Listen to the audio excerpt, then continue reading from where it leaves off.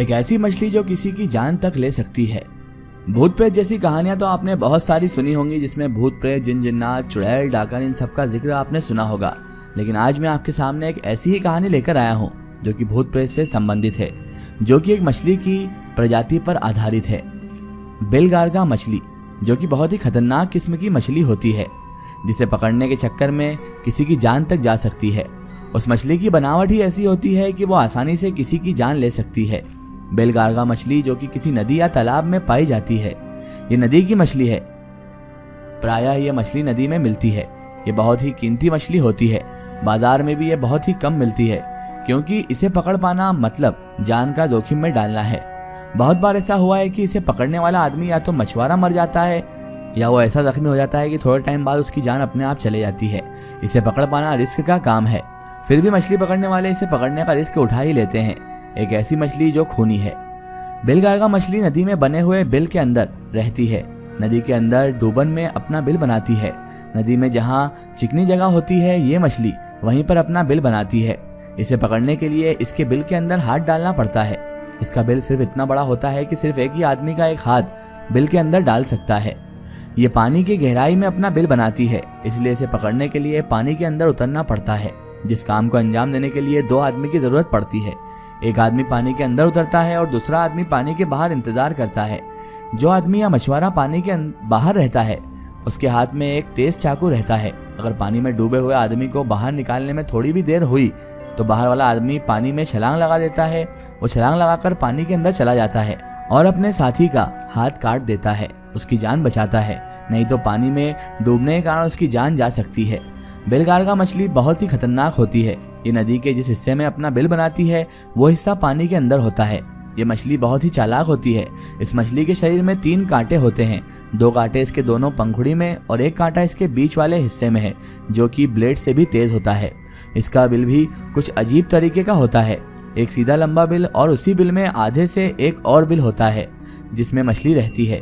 जैसे ही कोई अपना हाथ सीधे बिल के अंदर डालता है, ये दूसरे बिल से उसके ऊपर हमला कर देती है। ये अपना कांटा उसके हाथ में पूरी तरह से चुभो देती है, जिससे मछली पकड़ने वाले का हाथ बिल के अंदर फंस जाता है और बाहर निकल नहीं पाता है, जिस कारण मछली पकड़ने वाला आदमी पानी में डूबकर मर जाता है।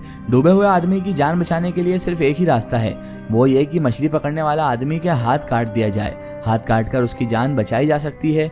बेलगारगा मछली बहुत ही खतरनाक मछली होती है। आज आपको हम एक कहानी सुनाने वाले हैं, इसी बेलगारगा मछली के ऊपर है, जो मैं आज यहाँ पर आपको सुनाने जा रहा हूँ। एक बार की बात है, एक पिता और उसके साथ छोटा सा बच्चा कहीं से अपने घर वापस आ रहे थे। उस लड़के के पिता ने बहुत दारू पी रखी थी। दोनों साइकिल से अपने घर की तरफ जा रहे थे। वो नदी का रास्ता था। नदी के रास्ते से होते हुए अपने घर वापस आ रहे थे। एक जगह आकर वो अपना साइकिल रोक दिए और अपने बेटे से कहा कि तुम यहीं पर रुको, मैं बेलगारगा मछली को पकड़ कर आता हूँ। मैं नदी की मछली पकड़ने जा रहा हूँ।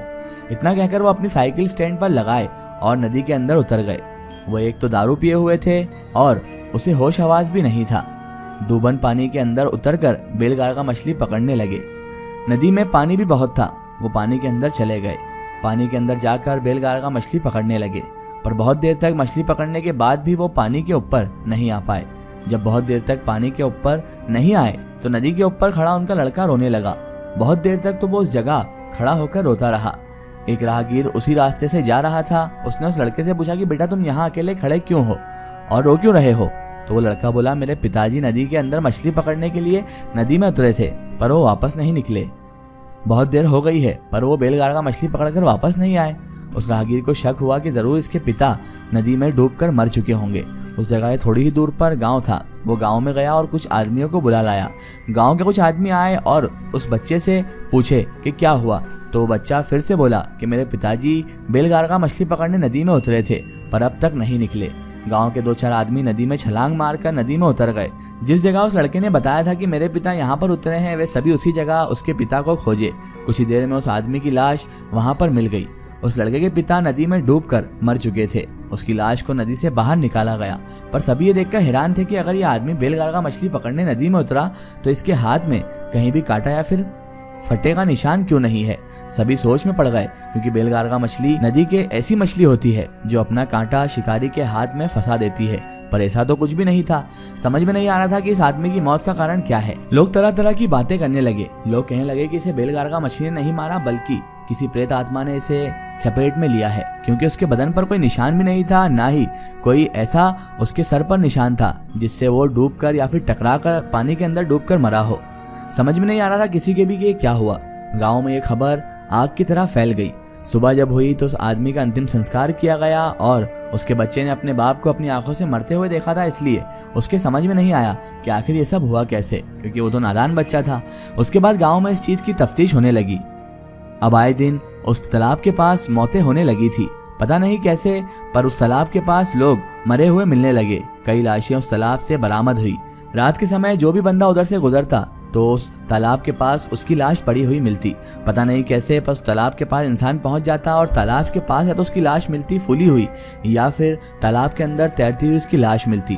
लोगों के अब समझ में आ चुका था कि ये किसी इंसान का काम नहीं है, ना ही किसी मछली का काम है। इसके पीछे किसी प्रेत आत्मा या फिर भूत का काम है, या फिर किसी जिन्नात का काम है, क्योंकि ऐसा सब कुछ रूहानी ताकतें ही कर सकती हैं। आम इंसान के बस की बात नहीं कि वो इतने सारे इंसानों को मार कर जिंदा रह सके, या फिर इतने इंसानों को इस तरह से मार सके। इसलिए सब लोगों ने फैसला किया कि अब क्यों ना इस बात का पता लगाया जाए। वहाँ के पुराने लोगों से जब तफ्तीश की गई तो पर वहाँ के सभी लोग जानते थे कि बहुत साल पहले एक मछुआरा नदी की मछली पकड़ने के लिए इसी जगह उतरा था, जिसकी मौत इसी तालाब में डूबने की वजह से हुई थी। कई लोग कहते हैं कि उसने बेलगारगा मछली के बिल में हाथ डाल दिया था, जिसकी वजह से उसका हाथ वहीं पर फंसा रह गया और वो डूबकर मर गया। बहुत से लोग ये भी कहते हैं कि उस मछुआरे की आत्मा आज भी नदी के आसपास भटकते हुए देखी गई है, जो कि एक भूत बन चुका है। जब लोगों को इस बात का मालूम हुआ तो लोग हैरान और परेशान हो गए और डर के साए में जीने लगे, क्योंकि लोगों को अब मालूम पड़ चुका था कि नदी के पास, तालाब के पास एक भूत है जो कि लोगों को अपनी चपेट में लेकर मार कर यहीं पर फेंक देता है और उनकी लाश तालाब के पास या फिर तालाब के अंदर तैरती हुई मिलती है। लोग अब बहुत ज़्यादा खौफ में जीने लगे और लोगों को समझ में नहीं आ रहा था कि इस मौत का कैसे निराकरण किया जाए, कैसे लोगों को इस शाप से बचाया जाए, कैसे लोगों को इस मछुआरे के भूत से बचाया जाए। लोगों को कुछ समझ में नहीं आ रहा था और दिन ब दिन मौतें बढ़ती जा रही थी। फिर किसी ने गांव से बाहर जाकर एक तांत्रिक को वहां पर बुलाया। तांत्रिक वहां पर आया और तालाब के पास बैठकर उसने रात भर तंत्र विद्या की। तंत्र विद्या के जरिए उसने मछुआरे की सारी कहानी जान ली और फिर अपनी तंत्र विद्या से ही उसने मछुआरे की आत्मा से सबको छुटकारा दिलाया। और उसके बाद किसी ने भी फिर ना वहां पर मौतें देखी, ना ही किसी ने मछुआरे के भूत को उस नदी के, उस तालाब के आसपास भटकते हुए देखा। दोस्तों, कई बार इंसान की अनिश्चित मौत भी उसकी रूह को भटकाने का कारण बन जाती है। इंसान की अगर उसके वक्त पर मौत ना होती है, वक्त से पहले मौत हो जाती है, या फिर कोई ऐसा हादसा या फिर कोई ऐसी घटना उसके साथ पेश आती है, तो फिर उसकी आत्मा यहीं पर अनंत काल के लिए भटकने लग जाती है जब तक उसे मुक्ति ना मिले। और मछुआरे की आत्मा भी इसीलिए भटक रही थी क्योंकि वो बेचारा भी बेमौत मारा गया था। अब उसकी मौत बेलगारगा मछली से हुई थी या फिर उसको भी किसी आत्मा ने चपेट में लिया था, ये तो नहीं जानते, लेकिन उसकी आत्मा ने कई लोगों को मौत के घाट उतार दिया था।